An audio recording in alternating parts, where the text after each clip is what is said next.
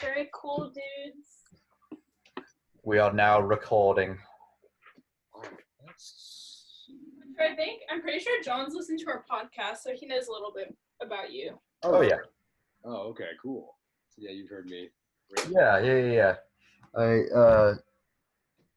I listened to like maybe half of it originally, and then when she told me that you were on one of her episodes, I like picked up where I left off or something.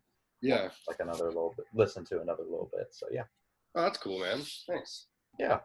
No, the podcast has been going great, Candace. I'm sad that you've had to like. I know. Me too. What have you guys been up to? Like, what are you guys doing during? Are you in Kentucky too, John? Are you down there? I'm at UK, and I've lived in, and it's in Lexington. I've lived in Lexington my whole life, so okay. I know like. I'm real in tune with like all the local restaurants and stuff that are like trying to get. Hunter is gonna bring something up. So Hunter only knows Lexington because he likes this restaurant called Schlotsky's, which I've never even been to. I know about it, but I've never been to it. He swears by it.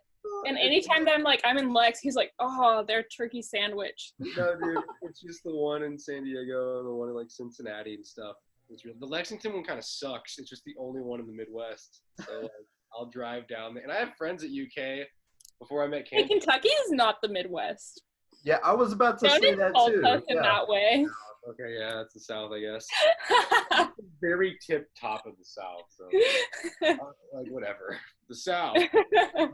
I drive down there to visit my friend who went to UK. Her name was Morgan Campbell. She was a sweetheart, and she is awesome. And I would drive there, hang out with some buddies, and then always stop there like 3 times on the way out of town.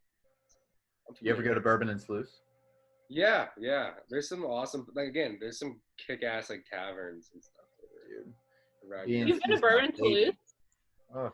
I've been to Bluegrass, Tavern. You haven't been to Bourbon Toulouse. Dude, I've been to so many places and like I have cousins there. Yeah, Bourbon Toulouse is my favorite place. I work at the bakery that supplies them bread. Oh wow, you guys are frozen. What are you guys doing? Like, what are you guys doing to stay busy? You go first, Candace. Well, I think that even asking that question is important because, like, staying busy in a time of no structure is really important. For example, like, anytime that it's summer and I haven't had a job, you just feel kind of like this structureless blob, and you're like, oh God, like, you're like, what do I do now? Like, what do I do to fill up my time? Because that's the thing, like, people always say that they don't want to go to work or whatever, but at the end of the day, if you don't have that structure, then, like, you want to go to work. Yeah. I don't know. You're not doing anything. So, yeah, I have a good job. People not liking what they do. I mean, like, it's the whole thing about people retire too early, they fucking die too early. Like, you know, like, it's like, I've never realized how much nuance I would miss in a day. Just, like, even, like I like parking my car in a parking garage and just kind of like getting on the elevator and going into my building. I'm just like, I've missed like little, it's like, I don't have that anymore. I'm like, it's weird that I like yearn for that. I'm gonna like redo that. Yeah. Cause like, and like we're talking about staying busy and you said it's such a good thing. It's like, what does that even mean right now? Cause it's like, there is like serious limitations and like priorities are all out of whack when it comes to financials and to academics. And I'm like, where do we even weigh that? I'm like, I'm just gonna get up. And clearly I couldn't even do that today. I got up at like 12:30 today. Like, like stuff like a rock. Like, I don't John, what about you? What have you been doing? Or like, do you, like, I know that you've always enjoyed kind of like your jobs and like doing things that way too. So yeah. I definitely miss my job. Like you, Hunter, I miss my schedule a bit. I worked at a bakery and it was so great. I got to, I mean, rolling in at 5 a.m. wasn't the best thing in the world. But like but it kind of was even like, you know, cause that's like such a weird, cool thing that you're waking up before everybody else and you're going to your job. And I would walk most of the time and I would listen to music or listen to podcasts or whatever. Yeah. And that was a great routine. Baking bread and shit. Ugh, so much fun. So Really? were you still at Sunrise up until this happened? Okay. Yeah. Really? So you'd walk there? That's like 30 minutes or something. Yeah, it literally is. Good Yeah. for you. Yeah. Yeah. It was a good time. I would bike, but my bike is messed up right now, so I need to fix that. But good time for that. Yeah. Yeah, right. Everything. Like I fix everything that needs fixed. Yeah. Yeah, no, like this is like that's like some of the things that, you know, I've been trying to do during this quarantine, I guess, is fix, clean, cook, I don't know, get into like personal hygiene routines, get into like personal home workout sort of routines. Me too. I'm Candace, I don't know if you saw my sword fighting video. No, I didn't see your sword fighting video. I've seen your swords, Yes. but I haven't seen that video. Swords? So what kind of Dude, I'm a self-taught swordsman, and I love sword fighting so much. Yeah. I don't have my Like training. fencing, katana, like. Oh well, here. What do you? Yeah, I want to see too. This is my first sword. This is my brother's sword. It's like a piece of shit from eBay that he bought back in the day. And this was like, and he and I shared a room, and this was like my play toy thing that I wasn't supposed to be playing with. And and like that was all throughout my childhood. Then one day I was like, you know what? I fucking want like something that I can like really heartily practice with. So I got like a full wooden katana. And it just sort of evolved from Yeah, there. that's what I've seen. Yeah, it's broken now. It's like full on broken. It's gone. But I've been getting a lot of these. These are bamboo training swords that people training in kendo, which is samurai swordsmanship, that's what they use. That's pretty I think that's cool. It's so much fun. That's definitely the coolest way I've heard anybody say that they're passing quarantine. Yeah, like really most people are like, I don't know, I go on some walks, you're like, just some mild sword fighting. Some sword fighting, you know. Combat training. So have you ever done like fencing or No. kind of a different thing? Very different. Fencing's like such a like a. It is. Fencing's more of like a dance, I feel like. I don't know. I mean, I guess they're both. Well, it's like water dancing kind of sword fighting, whereas like obviously John was. This is. Samurai is just like slashed. This is like a sort of a European broadsword. Yeah, that's like a knight's sword. Yeah, it's like a Spanish cavalry sword. That's how I think of it in my head, because it's only one-handed, and it's really heavy. long. Yeah, It's really long. It's really long. Yeah. But yeah, so like I use the metal ones for like strength training, like each my hands. Yeah. And then I use the bamboo ones whenever I'm trying to do like some fancy form movements or something like that, or I'm like actually fighting against people, because I always like to challenge like my drunk friends or like whoever's or my neighbors, which is like really common now. Something you just said that like kind of shot a light bulb off in my head, because like I've been drinking a lot during this break, like a lot. You've been drinking a lot? Drinking a lot. Yeah, like just more than like I haven't forever. And it doesn't, I don't feel any detriment to that, but it makes me think like every day when I'm waking up and I'm just like doing whatever I was doing during quarantine, I'm just drinking constantly. And I'm like, there's probably plenty of people who are very susceptible if they don't already have some sort of an addiction. And I'm like, I wonder like how this time period will affect people like 10 years from now looking back, like this is when my addiction started, or this is when I realized I was like an alcoholic, or like I can't stop smoking now. I haven't thought about that. Like I've had some friends who are recovering addicts relapse during this period, like because it's just everything is so thrown off. They're on social media, seeing how everyone else's lives are going, and it's just like it's a lot of pressure. Because there's two things. There's like sidebar, like you were talking about, like staying busy and like finding things to do and like DIY activities, and I'm like, there's a sort of expectation there that we have to like teeter and totter healthily, because if we put too much of an expectation on ourselves, every day I'm like, I'm not doing enough. I'm not doing what they're doing on TikTok. You know, they got like water and like, what are they doing on TikTok? Dude, everything. It's like we got like tic-tac-toe flip cup and we built a blanket for it. Now we have a projector screen. I'm like, fucking drinking wine, like doing nothing. Like, and I'm like, I'm chilling, but now I don't feel chill because look what they're doing. You know what I mean? So there's that to it. And then it was something I just thought about, like how people, this is to a worse degree, like war veterans during times of war picked up bad habits like heavy drinking and things like that. And then obviously they would drink to kind of keep certain things buried. But like, if people are just drinking every day casually, it's like, for a lot of us, I don't imagine it's just going to go away.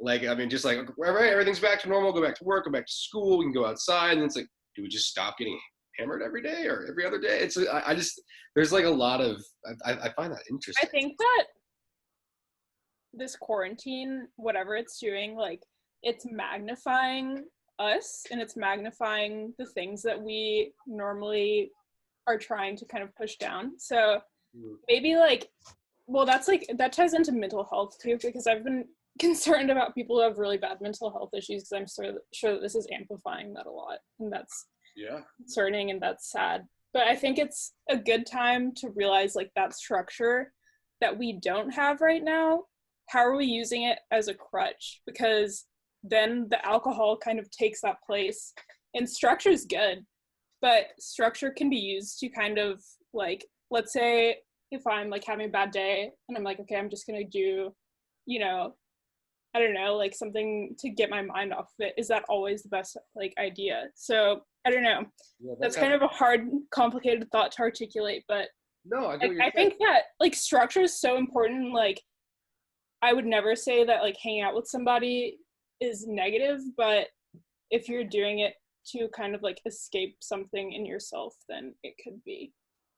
Yeah, I mean, not to get really like dark and sad. Well, no, it's weird because these are just like when people say these are unprecedented times, I think it's beyond the fact that we all just have to stay home. I think it really is like we are relearning a lot about ourselves and society, and like you said, the norms and the things that like we don't need. Like, I find it funny that the TSA was like, hey, you guys can bring liquids and gels now.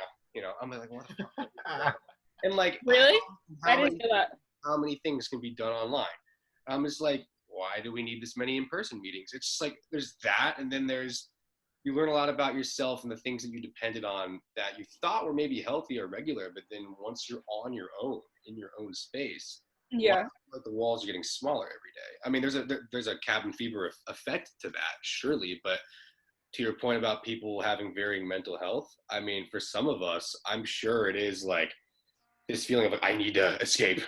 Like, let me go, I'll do a bad habit, a good habit, I need to escape. And that's why, and then they have expectations of like, I haven't done some kind of trendy thing today.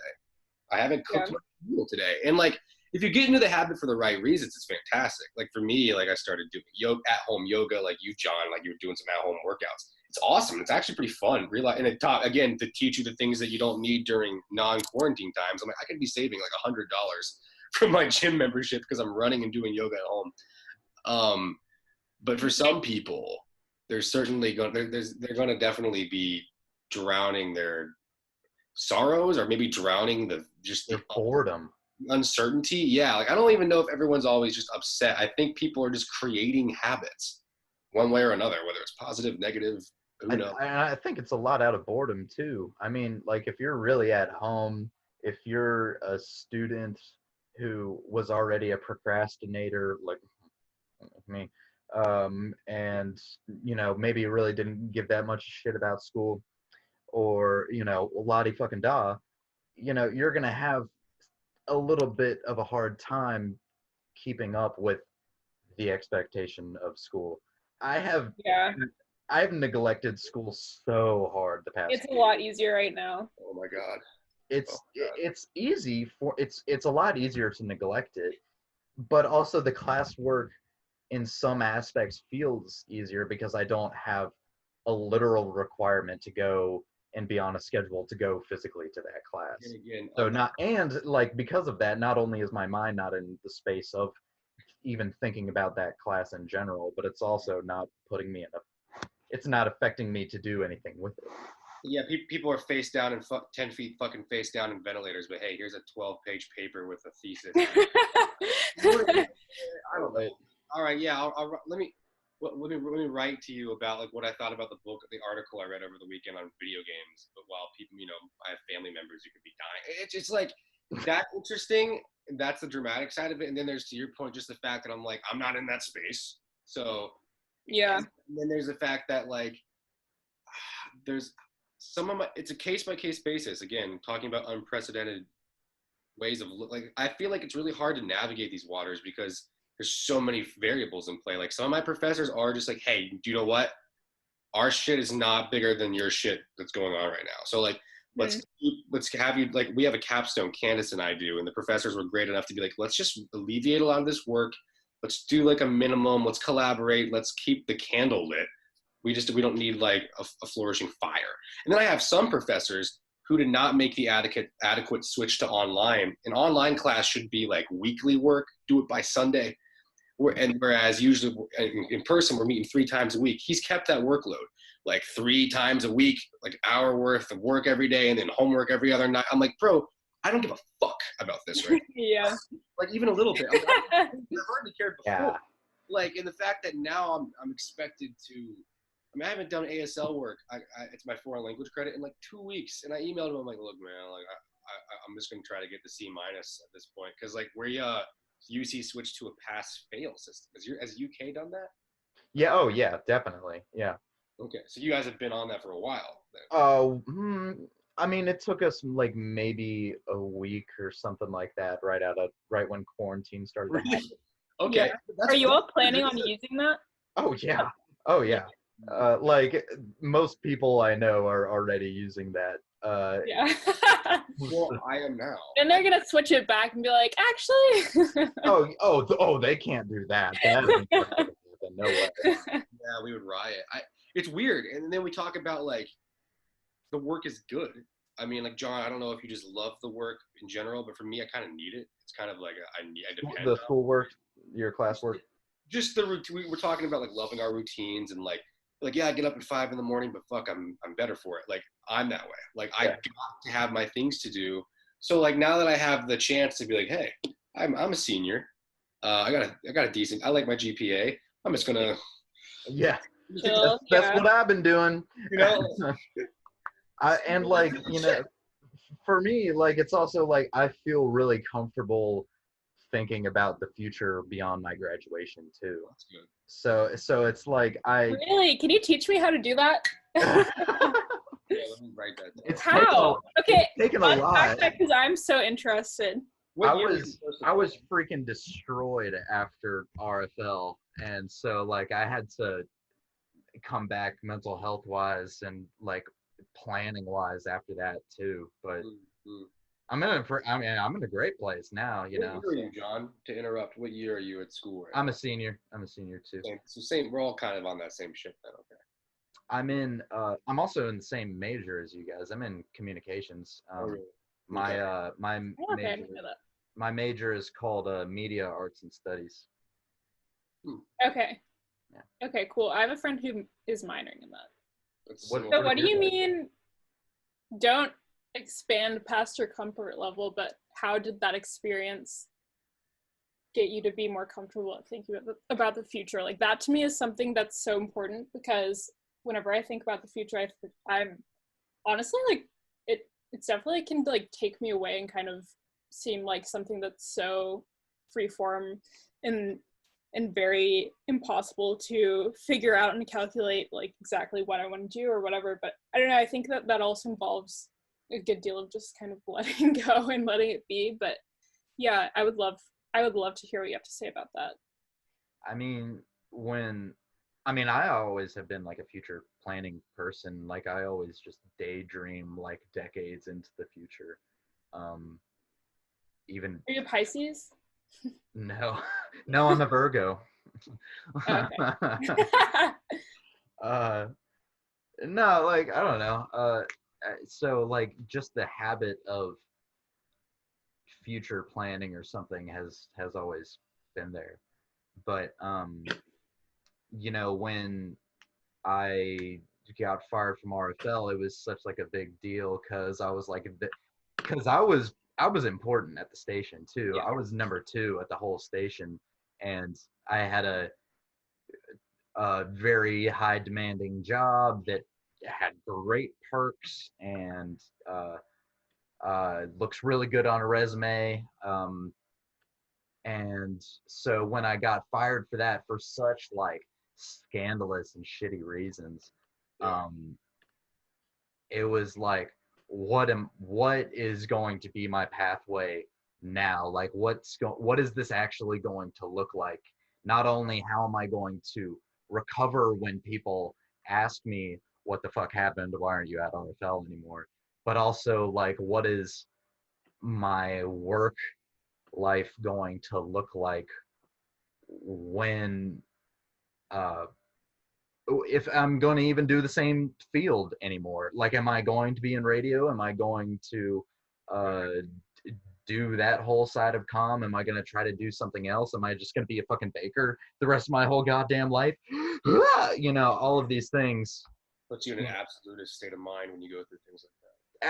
After you get fired, if for any reason, after you quit or just do something else from what you were relying on, it's like such a perspective change on like what you did and what you have the capability of doing.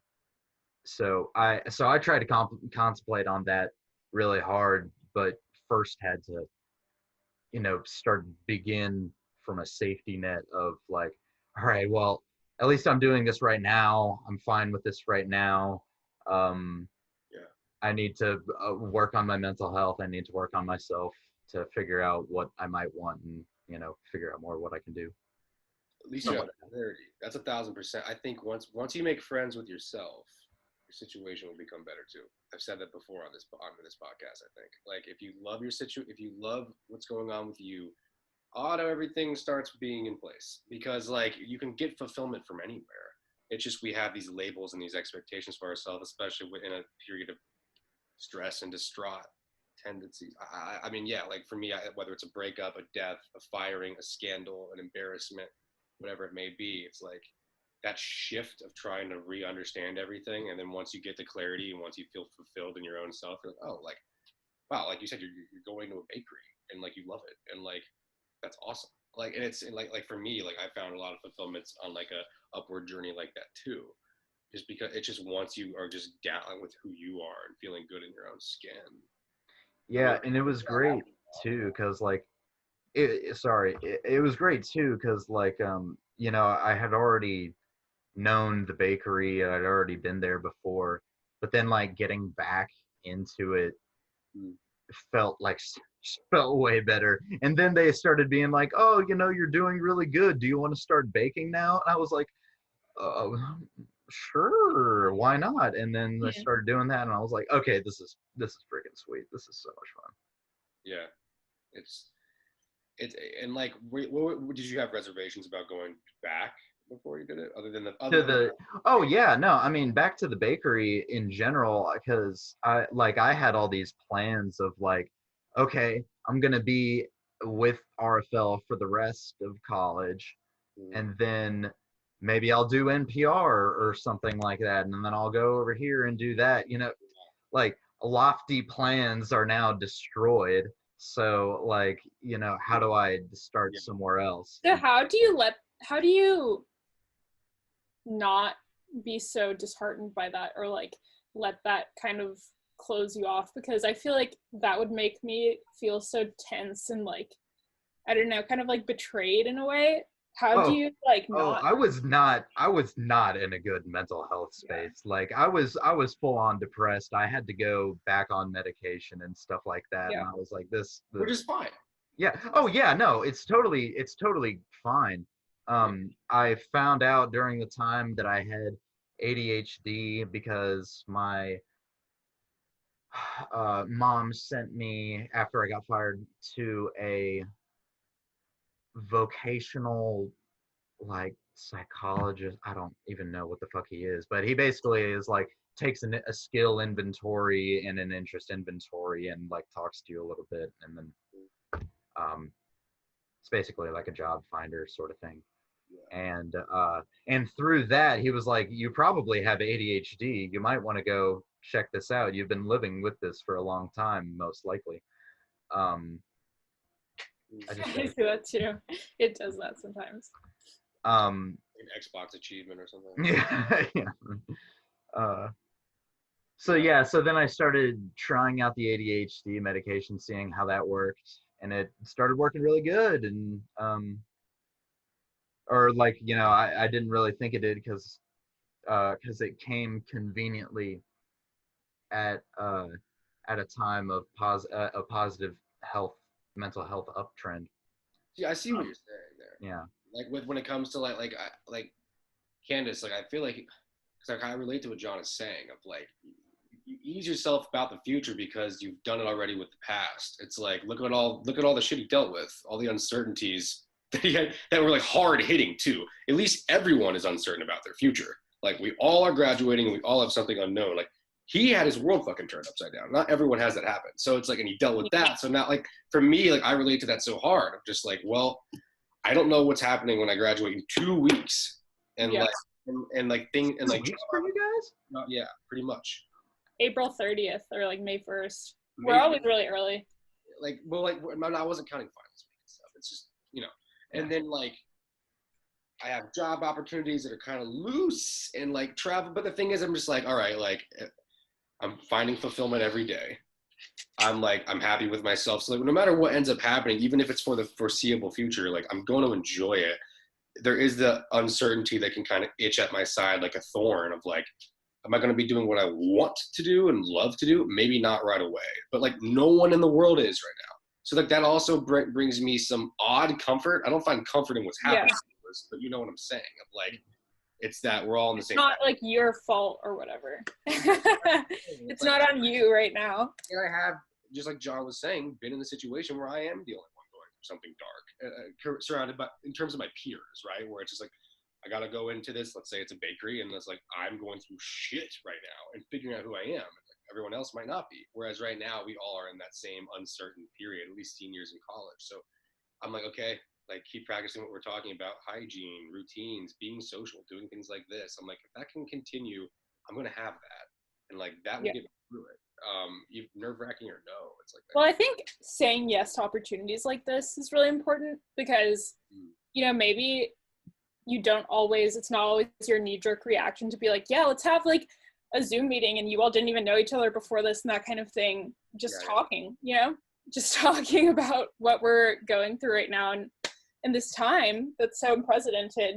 And it's really easy to be like, nah, like I don't really feel like doing that, and then just kind of pushing it away. But I think it's so important to say yes to that kind of thing because who knows, like, what if like John knew something about what you wanted to do and then he had this opportunity, you got set up, or like so many things have happened to me that way. Like meeting Hunter got me into this podcast in the first place. So I think like being open in that way makes you, number one, a lot more open to different possibilities and like opportunities that can come into your life, but also it makes you just like a lot happier. Like it makes you so much happier. And Hunter is like the perfect example. I've never met somebody who's more open to so many things, and he's always connecting people and just like, hey guys, let's do something. So yeah, I look up to you a lot. That's kind of like a personality trait in a way. And what's weird is like we talk about like mental health. But I think it's also like a skill that you have to build yourself.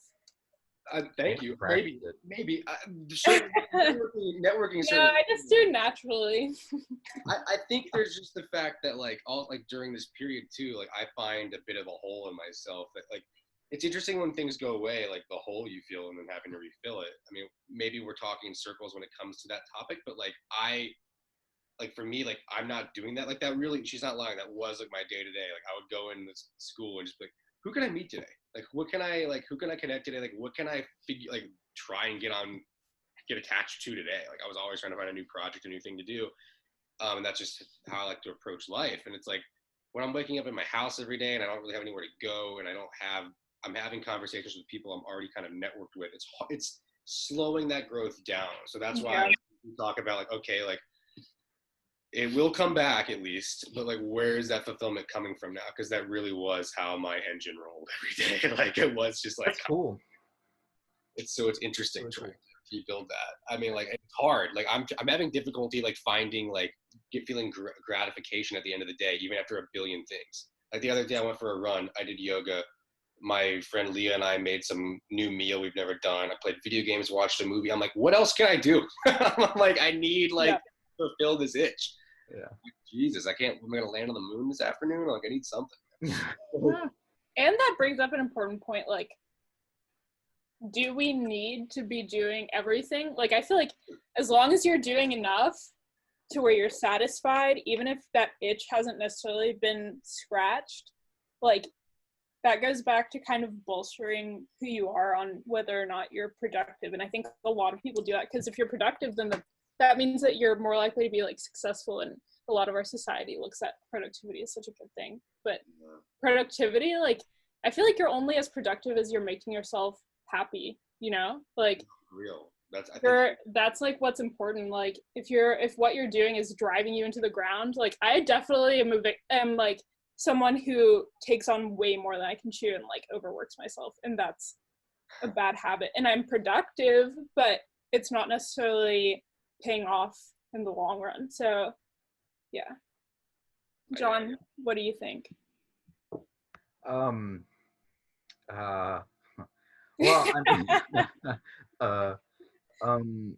Well, yeah, no, I mean, I agree in terms of, you know, productivity, only going so far as your willpower to stay with a single task, and how your willpower with that is directly related to your enjoyment that you get out of it.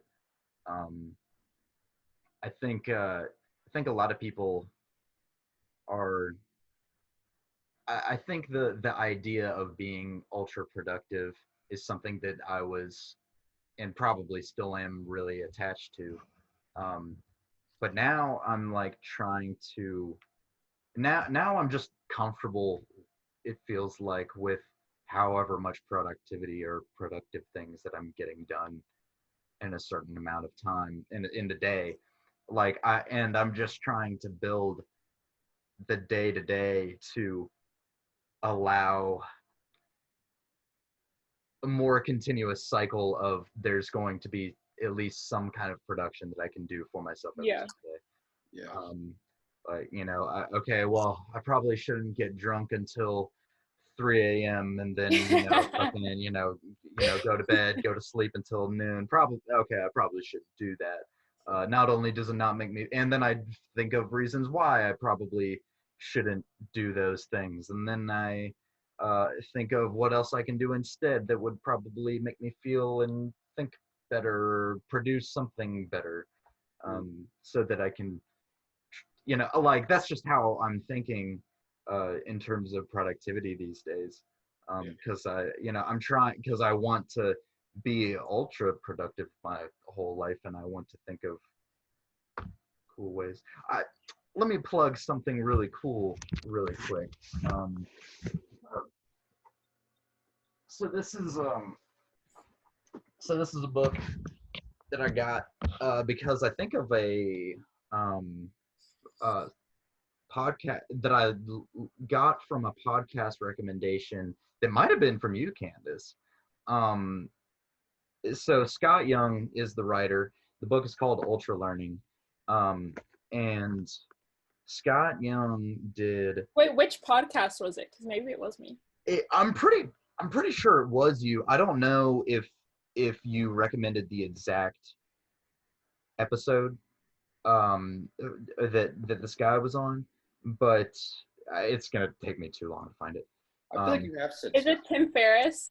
Yes, Yeah. it is. Yeah, yeah, nice. Okay, yeah. I literally only listened to like 1 or 2 episodes, but I was like, oh, ultra learning, that sounds cool. I don't know who this guy is. I'll listen to that episode. Um, so like Scott Young did like these challenges because he was like, I why didn't I learn Spanish when I was in Spain for study abroad? I had this perfect opportunity to learn Spanish, and all of a sudden I didn't fucking learn it. Why? So he wanted to figure out what it took to learn really quickly, really effectively, and just the cognitive science of learning in general, and how it can transfer into different skills and different techniques in general. And so he did a lot of self challenges for himself. Like the thing that he got crazy famous for was he did the full 4 year MIT computer science degree by taking all of the final exams and grading himself. He did all of that by using mostly free online shit that he Wow. found. Uh, he did all 4 years worth of shit in a year, and like that was the thing that like put him on the map. That guy's a Um, genius. and So then how did he do that? how well that specifically I don't really know all the details. Yeah. But I mean, like he did all of the, but he like is basically in this book trying to outline the methods of how one quickly develops things. It develops the reasons why, the methods, how you as an individual will complete the accomplishment, and sort of the psychology of learning something over a period of time itself, how to test your progress, how to um, go over things that you're struggling with, um, shit like that. I might get that. I feel like not a lot of us know how to do that. And like I go through phases where I'm really good about it and phases where I just all it takes is a day to not do it and then you just fall off. A lot of people, like the whole thing for this book is people aren't taught how to learn. And that's something that like I fucking learned in like middle school or something. I was like, you got like, I'm just being told these things. You guys are like sometimes not even teaching the material well, and I feel like I have no incentive to be a real participant in this learning process because you aren't really engaging me super well. So I've been fascinated by teaching and learning uh, for a long time, and I was like, okay, this is like my new Bible. So this is awesome. I'm so excited. So like I haven't even like gotten, I mean, you can see right here, like I have not made a dent into this thing, but like already where I am, like this is talking about the planning stage, um, like understanding how and why you want to do the projects that you want to do. um, I'm about to order that book on Amazon right now. it's really good. It's cheap. It's like it's no more than $20 or whatever. It sucks. It's gonna take forever because anything that's not like COVID-19 related during this time, and we're recording this podcast. I don't know when it's gonna air, but like a week into April, pretty much. And like 11. yeah, it's 11th. I just didn't know she wanted me to drop the date. But like, it takes forever. Like I ordered an album the other day. I ordered the Universe Smiles Upon You vinyl, and on like April 1st, and it's a Prime item, and it's not getting here till the 16th because it's not COVID-19. What? I've been getting like all of my things like so quickly. Yeah, I got duped. I don't know what happened. But like I want to get that book because I think that's just stuff people should read about. I think a lot of us think we know how to do that. Like I do. Sometimes I overestimate my ability to just figure it out on my own. And it's like I literally like you just save yourself so much time by just reading about it, annotating like you are. Like I like how you said I've only put a dent in it because that's the best way to read books like that because they're so heavy. Like their mass is more than the like, what it looks like. The content is also, I mean, it's easy, like it's an easy to read thing, But with something like this, where it's like a methodology book of how you learn, if I want to practically apply it, then I don't necessarily need to read the whole thing all at once, number one. So if I'm trying to apply ultra learning philosophy to, I'm I just became a Twitch streamer, and so I'm trying to learn how to. Or was that an example? Yeah. So this is my example. Okay. No, it's real. No, it's real though. But this is my example of my ultra learning project or whatever. Sorry, I asked a lot of questions. So like this. So just reading the first chapter on, okay, how do I learn how to be a better Twitch streamer, basically. So the general philosophy of that, if I can fucking boil it down, would be like, okay, I gotta talk to people who know how to do it. I probably got to watch other Twitch streamers to see what they're doing. I gotta get all of the equipment necessary to make the type of video and audio quality that I need. I need to be able to capture my my gaming and work that and manipulate that in the ways that I want.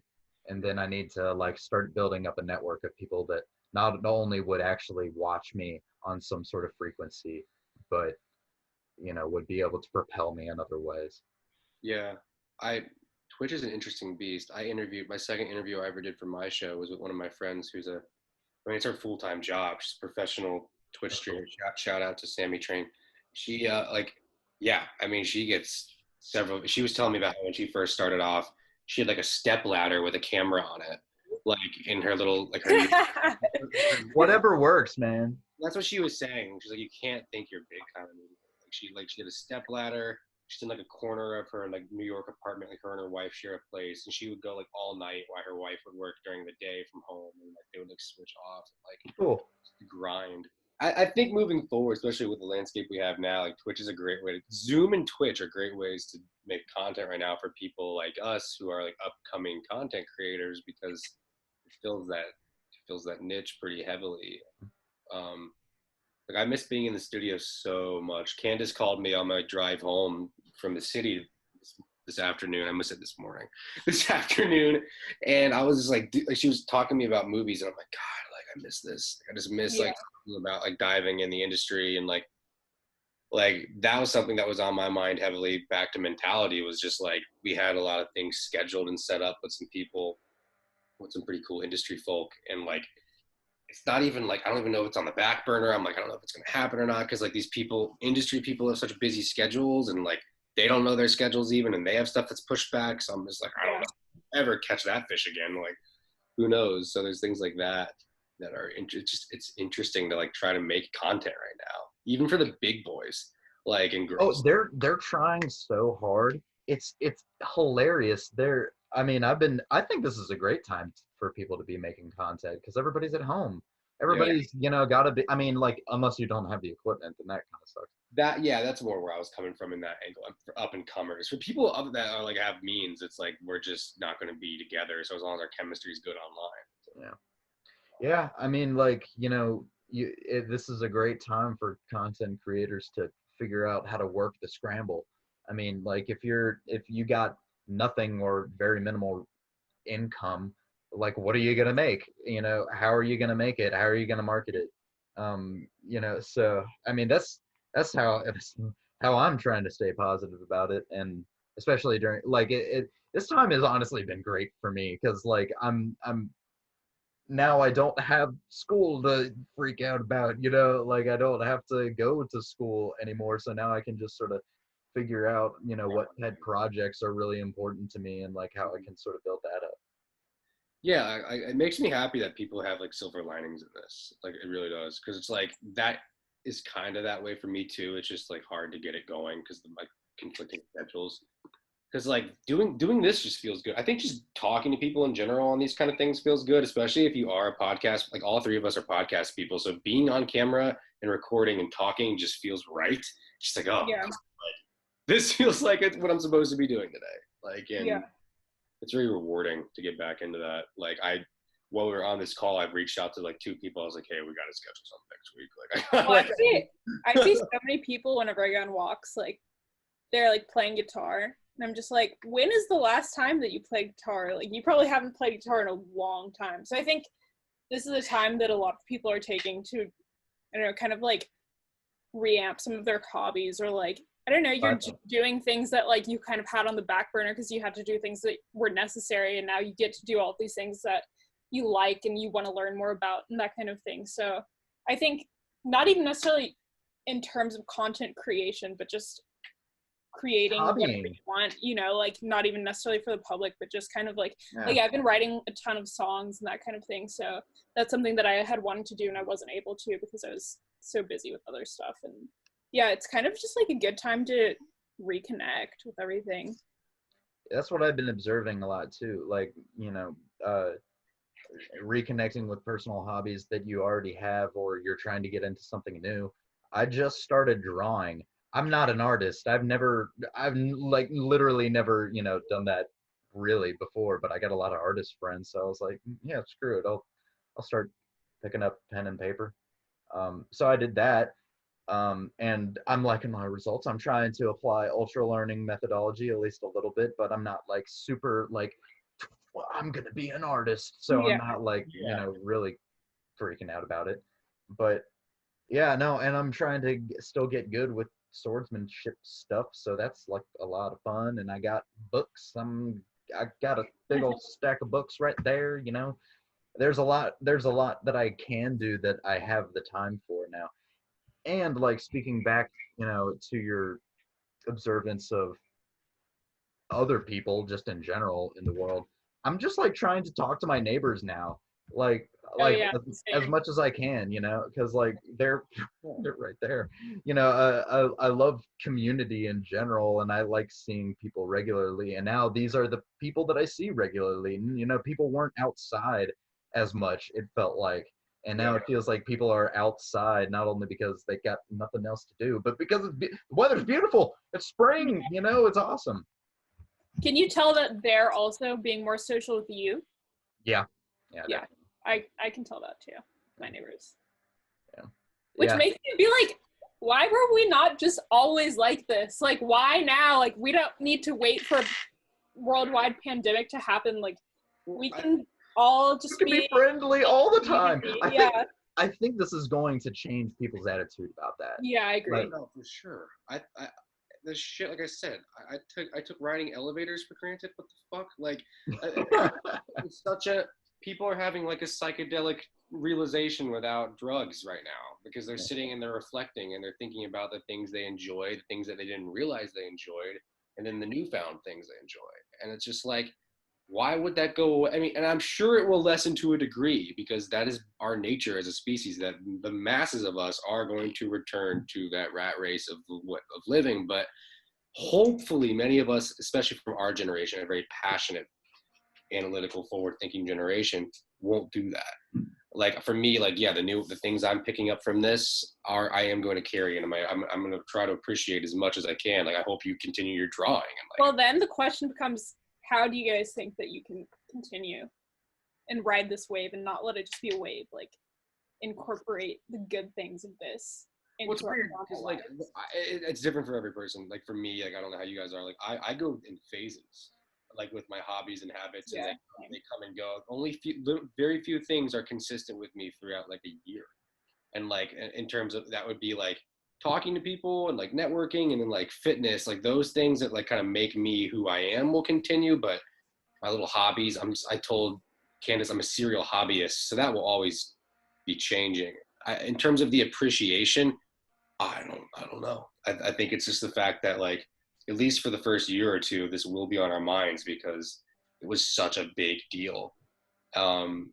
And hopefully, like, as this gets more and more severe, we will appreciate the impact of the things we take for granted even more. Have you all been imagining what it'll be like in the retrospective, whenever people are like, remember whenever we were in quarantine for like 3 months? Like, that's really interesting for me to think about. well, I'm gonna be outside a lot more. That's for sure. I mean, like you said, John, like I'm outside so much, like right now, and I didn't do it before. And like to your question, Candace, I don't know why. Yeah. It's like what the hell, man. So like, there's so much psychologically to think about. It's again when it comes to the future. Like I take different, like whether it's a bleak aspect or a positive aspect. Like when I think of people who are like addictions, or when I think of people who have newfound hobbies, or when I think of like relationships that started during this, or kids that were conceived during it. It's just like, what the fuck is like this quarantine, like will have some sort of impact that will name the next generation or name the next era because of like, you know, like the baby boomers and like that generation had a lot of labeling and a lot of cathartic shared experience through what they went through. And I'm like, this has not happened ever before. So I'm sure there will be something collective about it. But, Yeah, I think so too. I don't know what it's going to be called or anything like that. I'm curious as to what the names for it will be, what the labeling process will be like. COVID. Yeah, COVID quarantiners. I don't know. I'm a COVID kid. If you were born during this time, I'm a COVID kid. Just probably something about getting older in the last, and by older, just like the last year and a half, I feel like more than ever, I just like understand my mentality and like just the way of things a lot more going into my later half of my 20s. It's like I get anxious when I put things off to like a detrimental degree. Like before, I was a procrastinator to no one's really, like to whatever degree. I'm like, yeah, I'm putting it off, and then I end up doing it. I don't really lose any sweat over it. Like when you have ADHD, you just put it off. It's like carefree, like whatever. Now, if I don't do something, like it like swallows me whole. So like it's interesting. It's hard for me to like do that kind of stuff anymore. Like when I started procrastinating over this quarantine, I like found myself feeling terrible. I'm like, dude, I literally can't procrastinate anymore because it just like freaks me out because I got into such a cycle of like what the real world was going to become for me. And now I'm, you know, it's odd feeling like I'm in high school, just going, yeah, I'm putting it off, chilling. Funny. Because like I feel totally liberated that I can procrastinate as much as I fucking want. Yeah. Like it's really funny because like you know, because we're in the same worldly situation, but you know our mindsets are completely different about this. And I understand where you're coming from though. Like that's where I wish I felt that way because it is liberating. Because like it makes sense. It's like it's to my point about letting all my grades. If I like, let them drop to a C- and I can focus on more important things. But Yeah. at the same time, it's just like I built a lot of my, like I said, like a lot of soul searching happened in the last year and a half for me, and a lot of my identity and my like self-worth or pride or whatever you want to call it was in those routines and in accomplishing things on the day-to-day, and like even things that have no, like they don't really matter, like papers and stuff. Well, then now well, that I guess your key there is to just let go of your ego, my friend. like maybe just it's so easy. Pride might not be the right word, then. Like it's more of just like again, just how you find fulfillment in the day. Of like for me, it was going into school, making connections, talking with people, getting work done, putting actual real thought into something that I wouldn't stumble on my own every day. You know, going to work. It's like going to work, and then like having that, and then like having control over procrastinating from that makes me feel kind of shitty, like I'm lessening myself, which I think is an anxious tendency because it's not really the case at all. You know what I mean? It's just like to get a bit therapeutic with how we're talking. I think that is more me getting in my own way of like, which is ironic because I'm already procrastinating. So, dude, I'm just glad that I'm not living by myself right now. That would be. Are you with your parents? Yeah. Yeah. Right now I came back from Cincinnati, so I'm in Lexington too. So yeah. What's your house like? But I know like several people who are completely alone. That seems super difficult to me to not even have any sort of social interaction past walking by someone outside or in a grocery store for weeks on end. Man, I would become so talkative to strangers. What's in your cart? Like that old man at the park. 6 feet away, bro. Like, yeah. like I remember when I didn't have a lot of friends when I came to UC, like which was recent because I went to a community college for a few years. I would do that with people in my summer classes. I would just be, so what do you guys got going on today? Like what's going on today? Like, who the fuck are you? Like like it's really funny how that works. Yeah, I mean, what's your house look like in Clifton? In Clifton, Lexington. No, I meant Candace. Like on your on-campus house, are none of your roommates there? I think one girl is still there, and then everybody else is just like paying rent, and it's an empty house sitting by itself. So, luckily, I only signed up through May 1st, so I only have to pay 1 month whenever I wasn't there. But yeah, man, I mean that's something you can't avoid. Just couldn't call Duke and like shut the electric down and like the water off and stuff like that. Yeah. You know? I think they forced people out of the dorms here in at UC too. Yeah. Yeah. Yeah, I mean, I'm not living with my parents because they're in Louisville. But after I'm done with this, I'm gonna go visit them because that was just the plan for today. But yeah, no, I mean, I'm living here. I'm the only single guy out of my house of four gentlemen, and two of my roommates are gone all the time. They're not here ever. They're with their girlfriends, or one of them still works, so he's either working his crazy shifts or he's at his girlfriend's house. He'll pop in for like a night and that'll be it. The guy that I share a wall with, he was here just to spend the night and hang out with his girlfriend in his own room. Like literally. And then when realtors came to look at the house, like they literally just left, like hardly without a word. I was like, bye. So it's just me and my other roommate just, dicking around playing video games like so much of the time, and just drinking and smoking and chilling, and I gotta try to keep on to some sort of health routine or mental exercise in order to stay sane. So I feel like right now is a good time to journal, which journaling is always something that's on and off for me, at least. Not writing, even if it's anybody is able to keep a journal consistently for more than 3 months, marry that person. Like that person has their shit together. Claps to that person. This girl I'm really close with, she's kept a journal for like a year. She writes every day about significant things that happen every day. Who? Leah. Oh, okay. That's cool.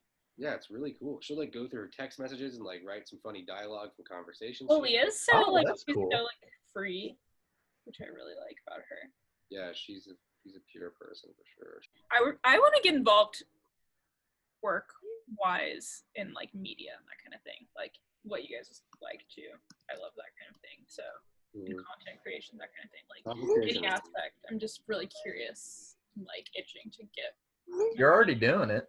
If it makes you feel any better. You are. Yeah, but I'm making it myself. It's not like I want to collaborate with people, and I want to be a part of something that's already been started. And even if it's not even super like something my friend Ryan and I do, my producer, we just make homemade not even very good videos, but it's fun for practice, acting, lighting.